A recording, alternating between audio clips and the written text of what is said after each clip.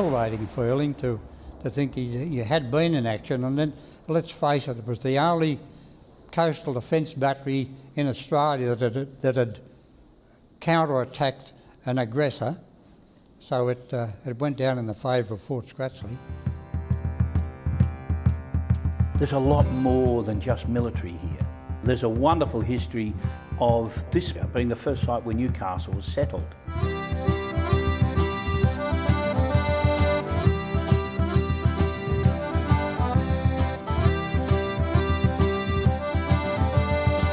I think people should appreciate when they've got an artefact like this that they can come and see, and it represents part of the history of Newcastle.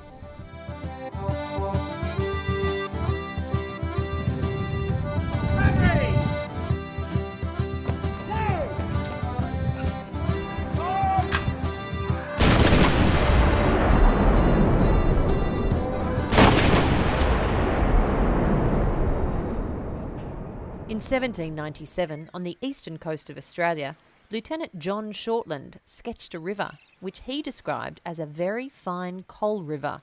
He wrote, "Vessels from 60 to 250 tonnes may load there with great ease. I dare say, in a little time, this river will be a great acquisition to this settlement." A convict settlement was established in 1804, and 80 years later, Shortland's prediction came true, and the port of Newcastle was exporting nearly 1 million tonnes of coal per annum. Colonial governments feared that such a thriving port could be a target for an enemy attack. In 1882, Fort Scratchley was built. Designed by Lieutenant Colonel Peter Scratchley, the battery complex initially housed 80-pounder cannons, which guarded the entrance to the port. Also installed were 3 9-inch guns, which provided coastal defence.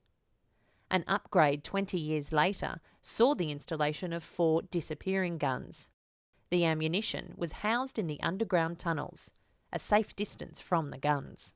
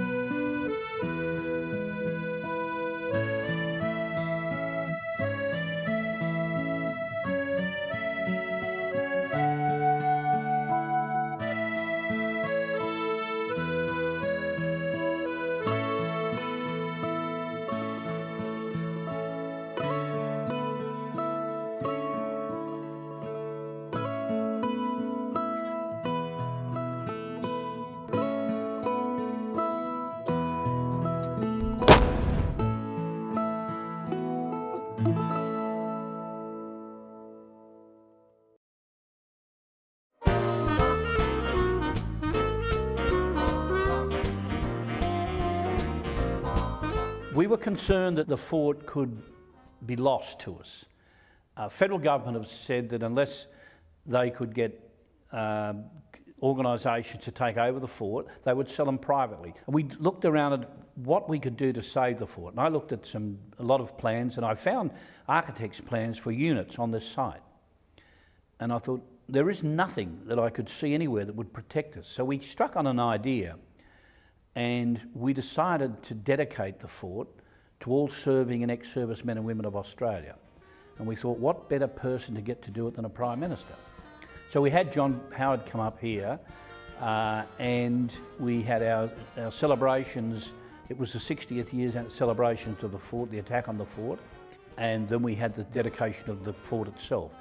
And we took the Prime Minister down to fire the 80-pounder. He was going to be the second person to fire the 80-pounder. He had 4 attempts. I had actually said after the 3rd attempt, well, that'll be it. And he said, no, we'll give it one more try. So he actually did. He had a 4th attempt. And I felt so bad for the gun crew who had worked so hard to get this gun into position, to get it to fire. And here it didn't fire. And I looked up and we'd run the gun out for firing position. When I looked up, I saw a drip coming from the ceiling in the casemate just above the gun. And it appeared as though it was, in fact, going down the fire hole and into the chamber. And I thought, beauty. So I stepped forward and I said, ladies and gentlemen, would you mind putting your hands together for the gun crew? They've done a wonderful job here today, and everybody did. And I said, it's really not their fault the gun didn't fire. If you look up now, you will see some of the disrepair in the place, and there is some water dripping down, and it's dropping right onto the fire hole, and it's obviously gone down and wet the chamber and prevented the Prime Minister from firing the gun. And he just looked at me and said, you want more money, don't you? And I said, yes.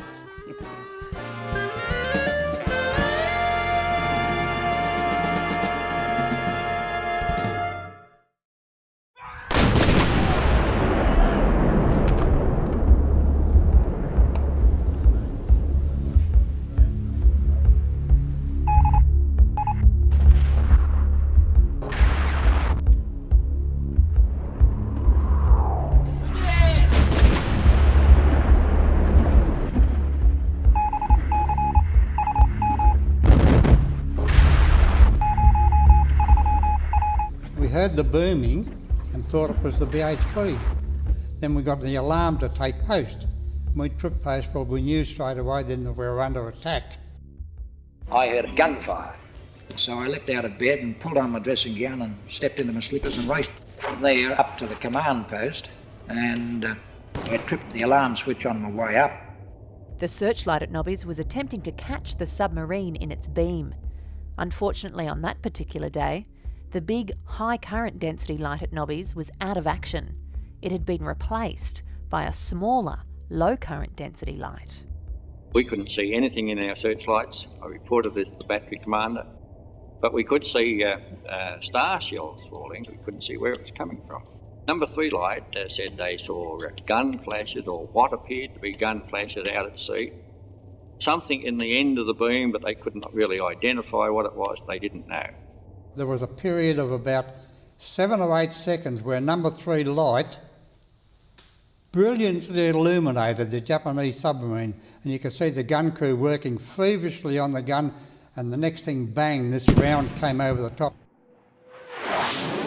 You could actually feel the hot wind from that shell go over with the trajectory. Couldn't have been any more than 20 or 30 feet above the top of us when it went over the top and then landed in Parnell Place.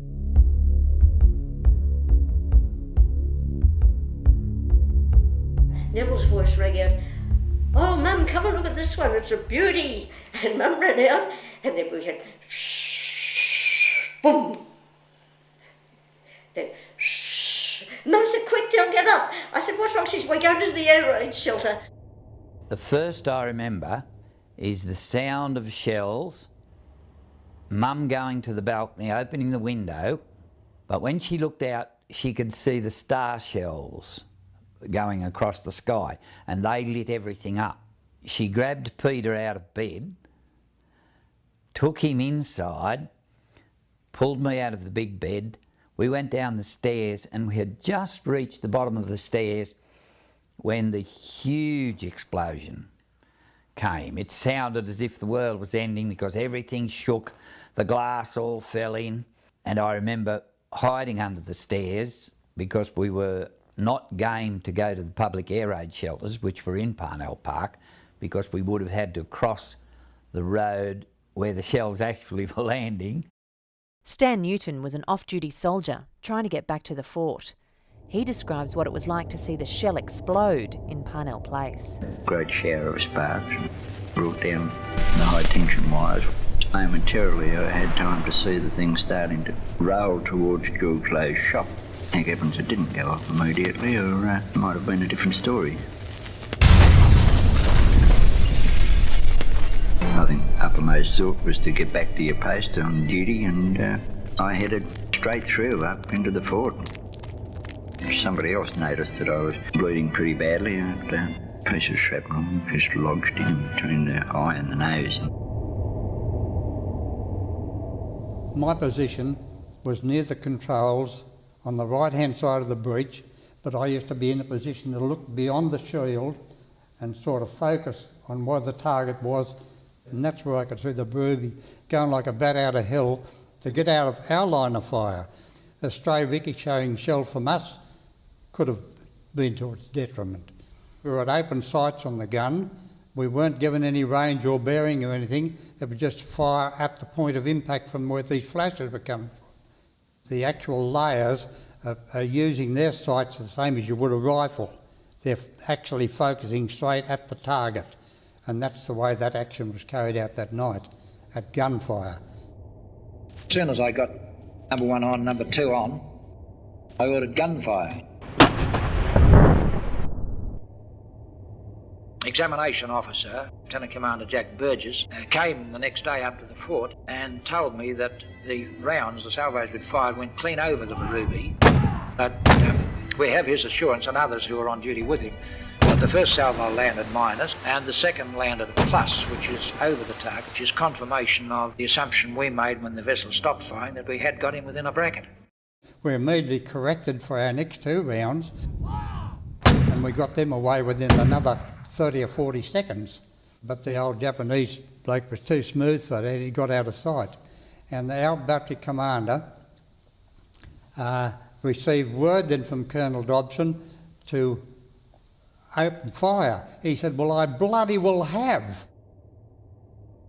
We stood by for 3 hours and never left our post. And even on the stand down, after that 3 hours, the gun crews refused to leave their positions.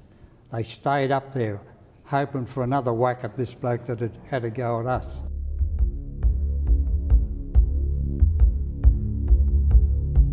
There was something like 24 shells had been fired by the Japanese submarines, even as far as one landing in the BHP. One had fallen down in the middle of the railway park, so we went over there and we had a good look. Oh, look at that place. One had fallen just across the street, just up from Alfred Street in the middle of Parnell Place.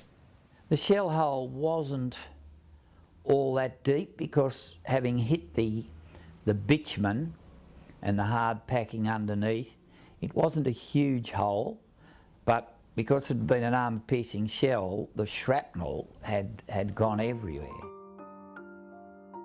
It had ripped the biscuit tins open in the shop next door. It had broken all the windows. And the houses that stood in the position of this house, and they were 2 little wooden places, they were riddled with shrapnel. I remember the men came up and put little tin patches over them and painted them with red lead. The piece that cut the bed actually was bigger and it had some grooved thread in it, and it was a section of what must have been where they screw in the detonator, I would have thought. The bed was covered with glass, where the glass had been blown in, and it had sagged, and the wire was cut all the way along. Peter had to sleep in it.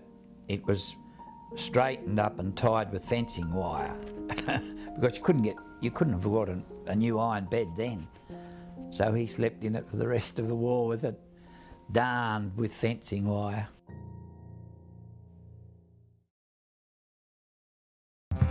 Now known for its military history, the Fort Scratchley site has many other stories to tell.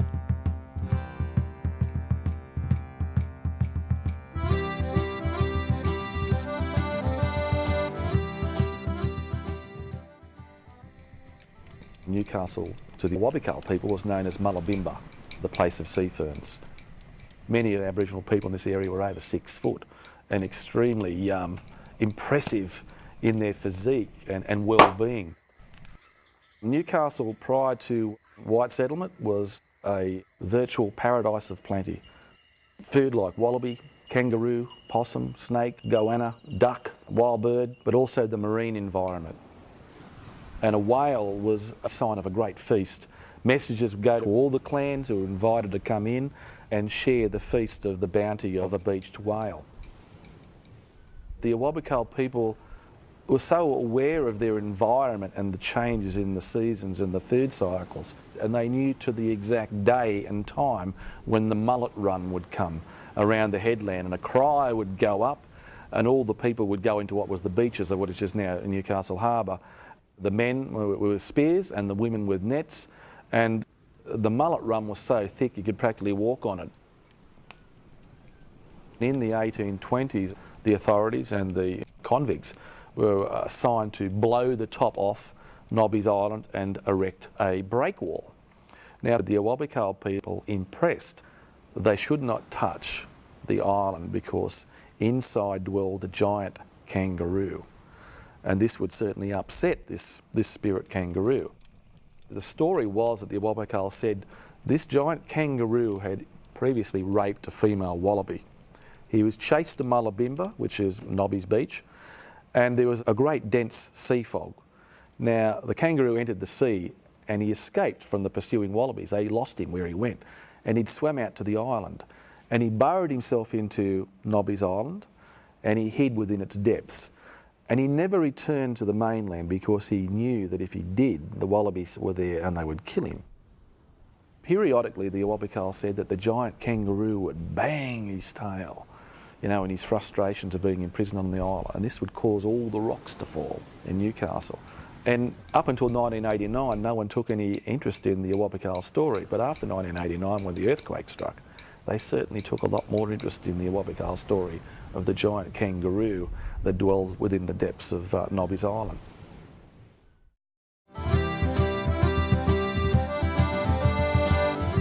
There was a coal-fired light up on that hill as a signal to shipping. Captain Allen, who was a long-serving harbour master, lived actually on the hill.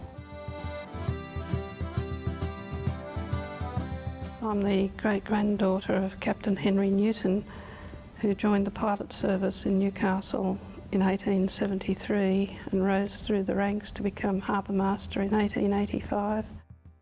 The harbour master in Newcastle was paid more than that in Sydney because his duties were more arduous, with a weighty amount of work to do. The Newcastle pilots were rowed out in open whale boats to the ships. They would board the ship prior to the entry into the harbour and guide them through, and they also guide them out. In Henry Newton's time, when he joined the service in 1873, the pilots all lived around the base of the hill.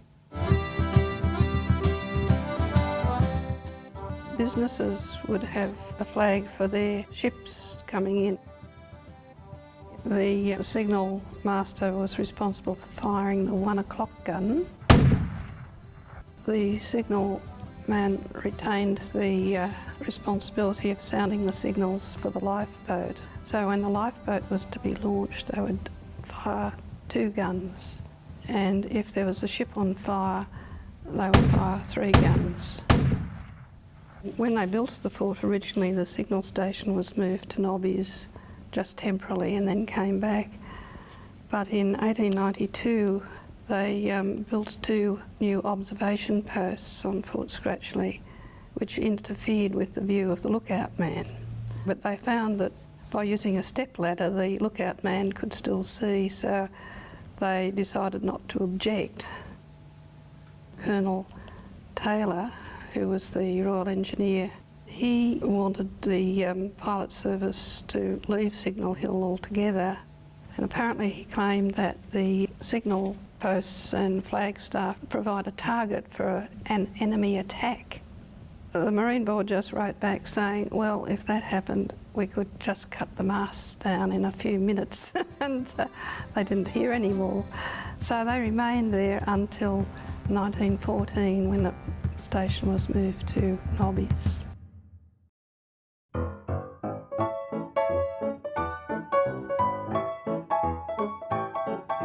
It was the first introduction to this heavy discipline. We were posted to North Head, to the Coastal Artillery. We lived at the Far West Home at Manly while we were trained in the plotting room work, both battery and fortress. The plotting rooms, you know, were about 30 feet below the ground. And we were number 13 course to be trained by males. Eventually we came up to Fort Scratchley by train. We lived in these 2 huts, really, outside the gates of Fort Scratchley. Sometimes we were taken down to Nobby's Beach for rifle practice. We had to imagine there was a target out beyond the waves and that, and you don't pull the trigger, you squeeze it. I used to close my eyes and squeeze. Being so skinny at the time, the recoil of the rifle used to hit me on that bone there, and all the girls complained about it. So what we did, we used to get modest pads and put them, strap them. Did it work well?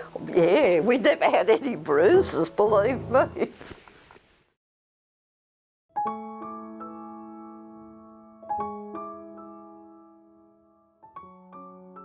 My dad, Arthur William Green, nicknamed around the ranks as Ganger, he was just a typical soldier, Dad. He looked the part and acted the part all the time. It was just in him to be a soldier, and that's what he was. We lived in various places around the fort, in the fort, but always in that locality. And when I was married, I had my wedding reception there too, that's right. So I did. I lived there in the Master Gunner's Cottage from 1930 until 1952. I was about 5 months old when we moved there. My sister Mari was born in the front room of that cottage 2 years later in 1932.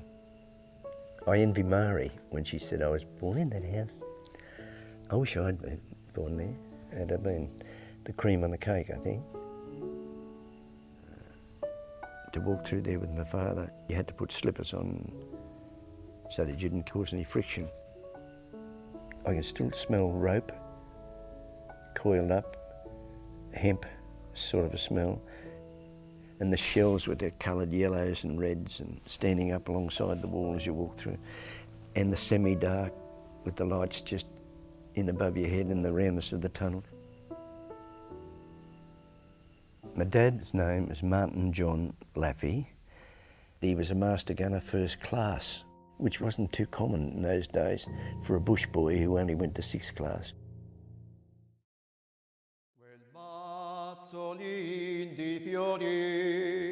I believe they came about early 45, and they were there some 2 years, I think, until they were repatriated. But they were lovely people and inventive and so in love with music. Their imprisonment, if that's the term, wasn't severe here. They were put on their honour, I suppose, more than anything else. They'd go in and out the fort proper and do maintenance work and these sorts of things. They had 4 huts where they lived.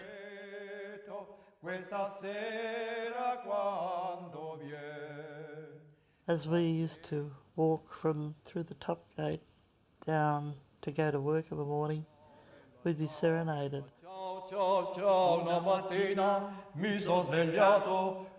One voice would start and another would pick it up, all in different directions around the hill.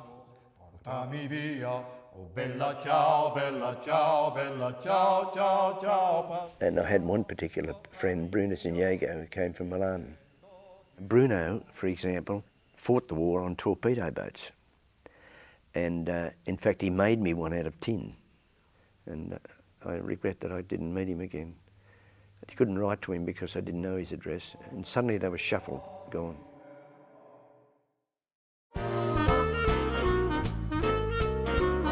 Before we women came to Fort Scratchley, civilian girls used to come up. They asked me could I get some girls to go to a dance up at the fort, so the only one I could get, as I said, was my second or third cousin. She was teaching and boarding at the beaches, so we went and we had a wonderful night. The most popular song in Newcastle when we first came here was that The Girl from Kalamazoo.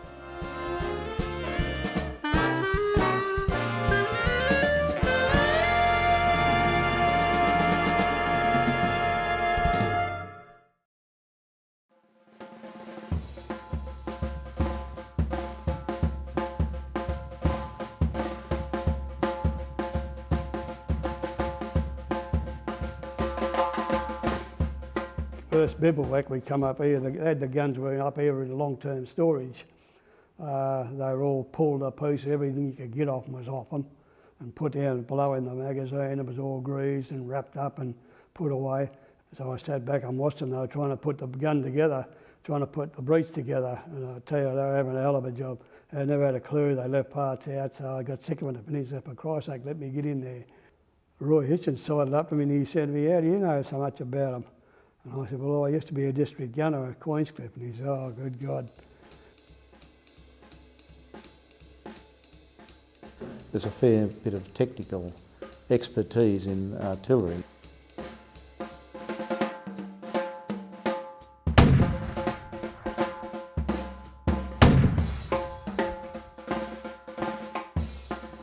We just fired a round, and then I heard this great noise on the other gun. I could see like Mount Vesuvius coming out of the muzzle, the other gun.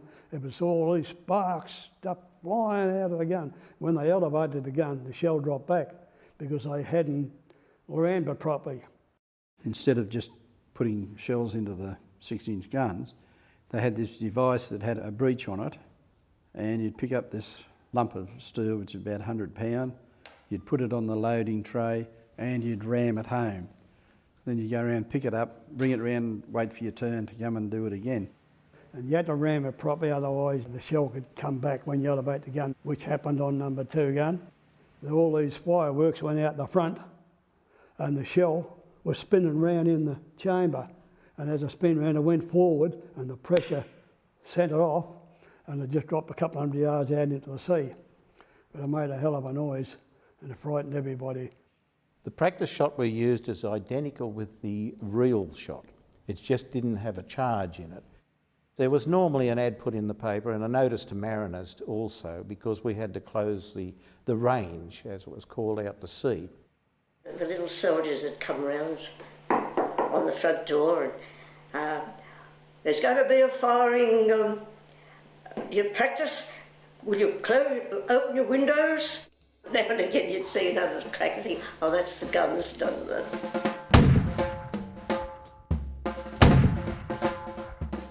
The RAF crash boat used to tow our target up and back and up and back. Well, I was on number 1 gun, I was a layer at the time, and I was firing the gun.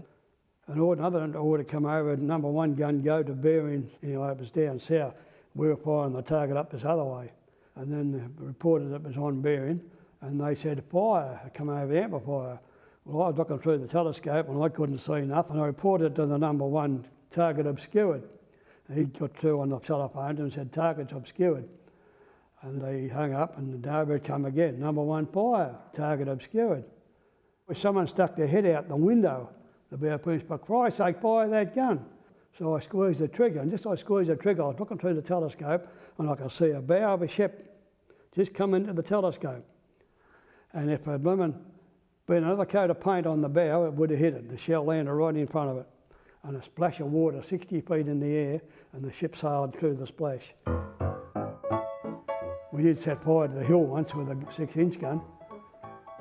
The flames come out of the gun, because a big flame, when the shell comes out, there's a massive flame comes out with it, and all the grass caught fire. We had to stop the shoot, and everybody had to race out, putting the fire out. They had a hose with a little trickle of water, and trying to put this fire out.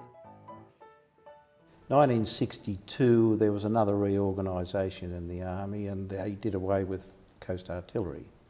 So the coast artillery guns were then mothballed, no longer to be used. The coast artillery was abolished. 2 guns were down to be literally sold as scrap.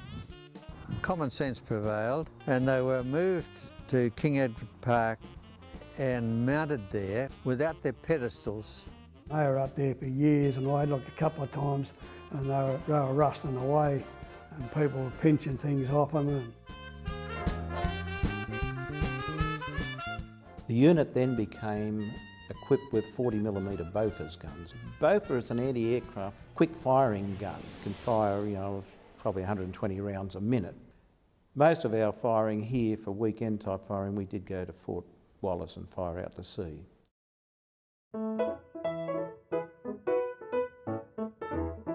One camp we came back and one of the blokes found a little lamb and it used to be in the dry ditch out the front of the fort. And Fluffy was sort of a mascot for the battery for some years. Anyhow, he grew into a rather large sheep, and every year they would shear the sheep and they'd send the wool off and get a little bit of money for it, which went back into regimental funds. And after this camp, they had a lot of bread left over. This gunner thought, oh well, rather than throw this in the garbage, I'll feed it to Fluffy in the ditch. But instead of only giving it a few slices, he gave it about 10 loaves of bread. Of course, the lamb did eat this bread. The only trouble is, bread doesn't go down too well with a sheep. The next thing, it got so bloated it almost exploded. And poor old Fluffy died. But anyhow, the boys give it a military funeral. We learned then, don't feed bread to sheep.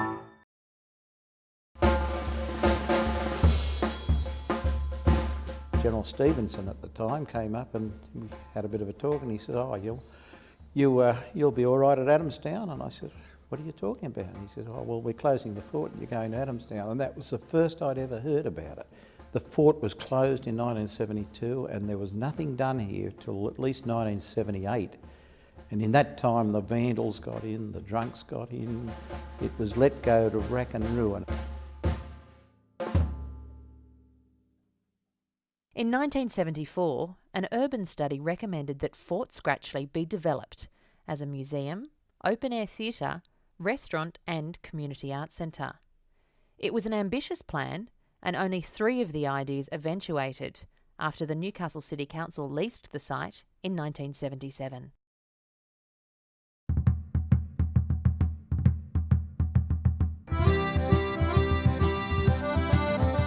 When they moved there, they had a higher profile, so people learnt about the fact that the Maritime Museum Society was actively, establishing a museum. Certainly the museum was well set up in all the rooms at Fort Scratchley. There were exhibitions that were being developed by the curator at the time, who was Philippa Linnell. And the boat gallery was developed during the time that I was there under another president, Doyne Lanham. And John Howe, who has since passed on, was very instrumental in the restoration projects and certainly in the Victoria II project and also in the restoration of the rocket cart. The rocket cart was used in rescues many years ago where they would shoot the rocket out with the rope attached to it. People would then climb onto the rope and climb to shore. And I suppose some of my nice memories of about being at Fort Scratchley were talking to Terry and Cliff Cullen, who would talk to me about the rescues and the shipwrecks off Stockton Beach.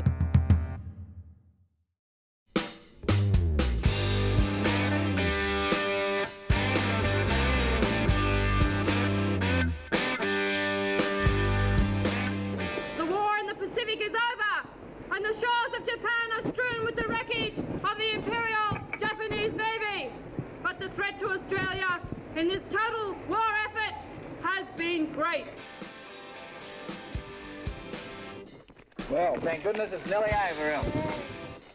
Remember when they nearly arrested me on suspicion of being a spy? Talk. This was the beginning of many theatrical performances held at the fort. Shiver Me Timbers by Adam Macaulay was the first Hunter Valley Theatre Company show that I did at Fort Scratchley. The first one, Ghost Planet, then Lime Burners, then Quest for Grendel. Dragon Tales, Yellow Lot, WYSIWYG, A Night to Remember. The first production that I was involved in was actually in 1982, 83, and that was a show called The Three Musketeers. Zeal Theatres did their first show 5 days after the earthquake. That was fun. Last rehearsal. Are we going to be on or not? The whole town's cordoned off. I don't think we can get to our show today. We'd bring people in through the front gates. We'd collect everybody there, start the story, and then work our way around different areas of the fort. You could have taken them around the corner into the other older building section where there's an alcove, or you take them straight up onto the grassy knoll area. That's what we did with Butcher Boat Race, took them out to sea, take them up the stairs into the tar bit. Then you sort of had to work out a progression. It was kind of like a golf course. You had to work out, okay, that's the first hole, that's the second hole, and that's the hole where we'll finish before half time. If anyone knows the story of Dr. Moreau, he's trying to turn animals into humans by injecting these hormones into them. And so you had all the actors who were like sort of weird, crazy creatures, you know. And we used the tunnels as where these failed experiments used to live. Anyway, in the last show of that, it pissed down rain. And the whole place was just getting flooded. So we had to move the audience all into these caves to do the whole rest of the show. And so we had to, like literally during the show, had to work out where to put our costumes for the scene changes and how to restage the show. And because there were 200 people there, 200 people all in this one little place, it meant we had a performing area of, you know, less than the space of my hands for 5 actors in these huge costumes. And then the place started to flood. And so you could see the water level rising at everyone's feet as we were doing this show. So all these kids who were sitting on the floor all had to stand, and everyone's standing watching the show. we're going splash, splash, splash, splash. So they're still doing the show, doing the last song, going splash, splash, splash, splash, down on our knees, splash, splash. It all just looked like, you know, the swimming follies out of some Hollywood film. And the audience loved it. They would troop in through the gun emplacement where we had our ticket booth set up. Then we'd take them downstairs, past where one of the other guns is permanently set up, and perform in the next space. The space was just magic to work in. It was actually on the edge of one of the munitions stores. So there was a solid red wall that had a very small window cut in it. That small window was used for many an entrance and exit. By the late 80s, there was a sense that people were interested in finding out more about Newcastle history, Hunter Valley history, and wanting their kids to go and see a show about it. That was really great to be knowing the venue for your writing for without even knowing the actors. You got all this stuff. How can you fight against it, or how can you use it to your advantage without breaking anything? Maritime Museum were not so stressful, but the Military Museum were always very nervous about people going near dangerous things. We need to use their space. They wanted us there to bring people to their space. So yeah, it was a good trade-off.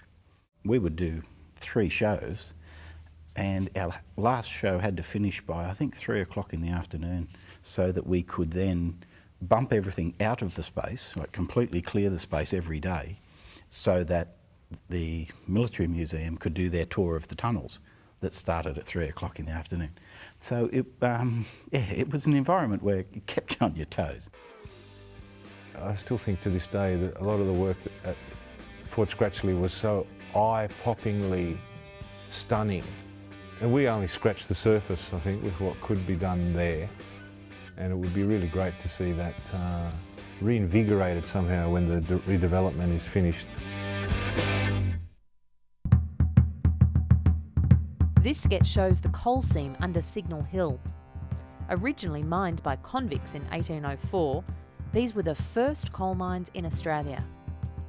When Fort Scratchley was built, they were filled with debris and hidden behind a concrete wall. 120 years later, the Coal River Working Party attempted to unearth these mines.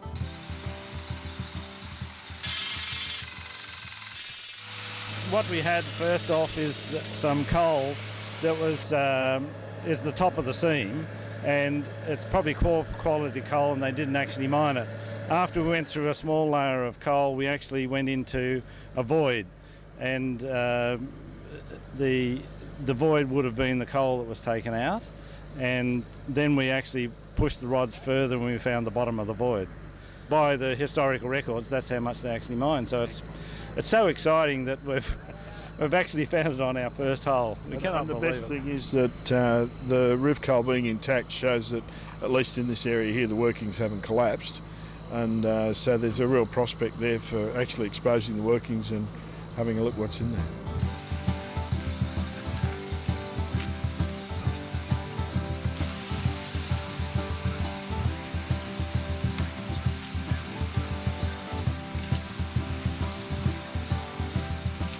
But the actual drill left a nice void through the debris that went all the way down to the floor of the mine, another 4 metres further on.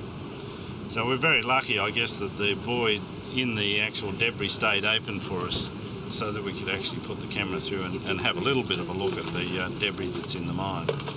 But as to an open void, it looks like our friends back in 1885 did a very good job of filling in the drift to make entry into the mine more difficult in the future.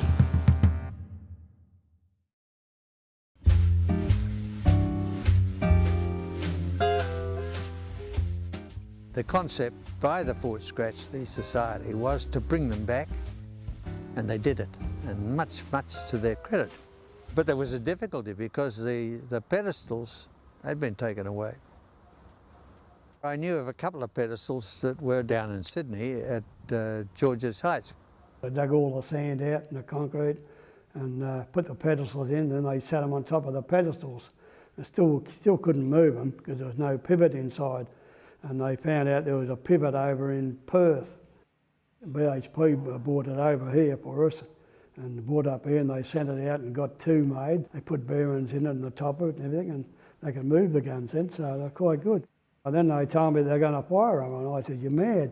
Because when we were doing it in 1961-62, the charge was a lot bigger.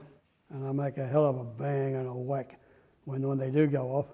You can feel the pressure on your stomach when they do go off, great pressure. This is a 6-inch Mark 7. It's actually an old naval gun. With a good gun crew, can get about 6 rounds to 8 rounds away a minute. This is the firing mechanism. We use a lanyard to release the firing mechanism. Because we can't fire anything real out the barrel, we have to improvise with gunpowder. We wrap that up to strengthen it. This is the firing tube. It was more or less like a 303 blank, which that means no projectiles on it. And it just fires a flame out through the obturator pad here. The gun is loaded, the breech is open first. Battery! 1 round, fire! The tube is put in the back, and when it's fully home, the lanyard is placed in there like that.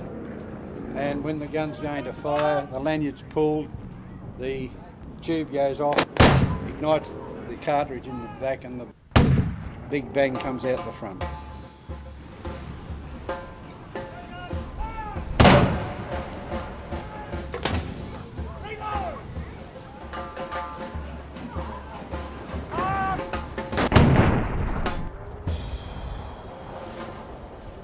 Welcome to Fort Scratchley to mark the beginning of the refurbishment of the fort. This weekend is the last opportunity to come and have a look inside the fort prior to the commencement of the $5.5 million refurbishment program that is being funded by the Australian government. The Commonwealth have owned the site and still own the site, and the original arrangement was that they would restore the site to the tune of around $6 million, and then it would be handed over to the city in a restored state. And we closed the gates on Anzac Day 2004, and the Maritime and ourselves then prepared to move out to allow the work to take place.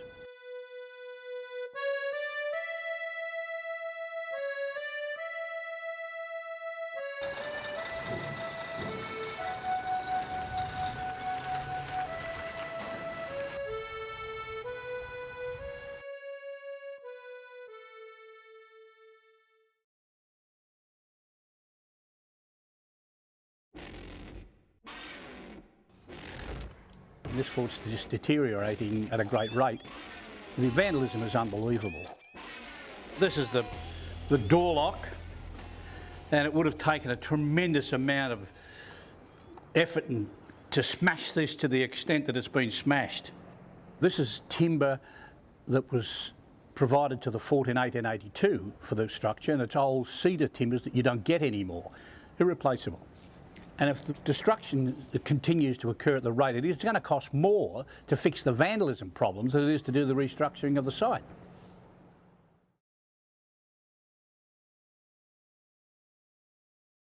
Well, there's been lead found on the site, asbestos found on the site, and lead paints, but the lead in the ground and any asbestos on the ground needs to be removed before any structural work can commence. Decontamination was commenced and it is almost completed. The real issue now is the work to commence on the refurbishment of the main structures of the fort itself. The work that was being costed is probably the minimum amount of work that needed to be done to make the fort viable for the council. After you look at all the drainage problems and all the electrical problems and roofing and fabric, just building fabric, the bottom line was beyond what could be funded.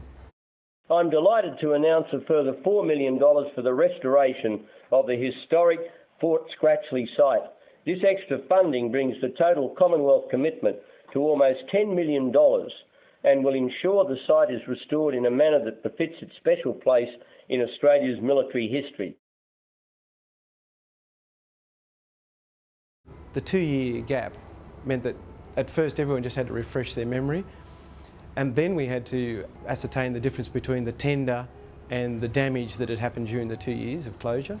Pretty well every window has been renovated to some extent. Some have been completely renovated as far as taking the whole sash out, and others have just been reglazed.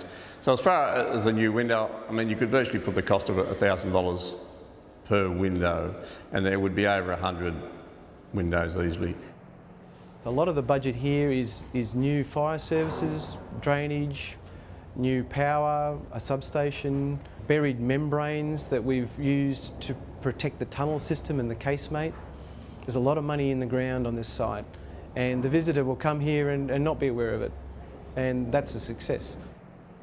During the scoping study, I spent a lot of time on this site, crawling over it, getting to know it, learning where it was broken and leaking, thinking about ways of trying to fix it without ruining it. We got to know each other pretty well. I spent a lot of time in the tunnels, in the silence of the tunnels, marvelling at the ventilation system that they installed all those years ago. I mean, the place never smells damp. Marvelling at the amount of work to get the drainage to work in the tunnel systems. I mean, originally rainwater fell and made its way into the tunnels and made its way out of the tunnels. It was always meant never to be waterproof. So we're fighting a modern expectation that the tunnels should be waterproof. Here again, the tunnels, we've repainted all the walls. We've gone back to the traditional finish, and we have whitewashed the walls. At the tender stage, the room behind us was painted a really dark blue. The Maritime Museum used to have all the models in there. And when I next saw that room, it was stripped render. What that did reveal, though, was tiny specks of original colour.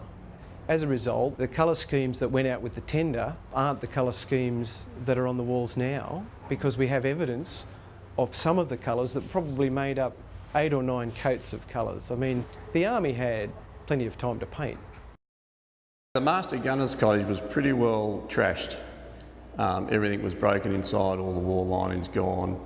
We pretty well had to rebuild it to a large extent. A lot of external cladding we had to get remoulded to match the existing. Pretty well every window there has been replaced.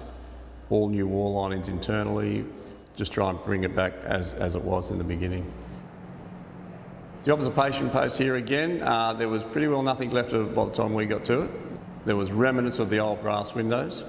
We're in the process of having them manufactured. We'll be installing the brass windows as they were. And we've put a new staircase outside, so you'll be able to walk up there and have a good look, and certainly get a 360 degrees of view of Newcastle. It'd be great. The building that's currently under construction is the multi-purpose centre, and the intention for that is that it will be an area where groups coming to the fort will be inducted on the site and also given a brief history of the site before they're taken on a tour. The multi-purpose centre did come late to the brief. It's an evolution of a visitors centre idea. The character of the multi-purpose centre has been criticised by local residents. I hope that they learn to use it later and learn to enjoy it.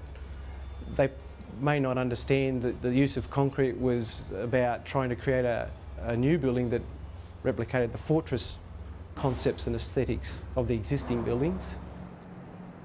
It's been an intensive 2 years for different groups. The success of it has really been a team effort. Contractors on site would be 20 odd contractors, company-wise. Per day we'd have between 40 and 60 people on site each day. We've all thoroughly enjoyed it. The boys enjoy coming to work, and we'll be sad to leave the place, to believe me.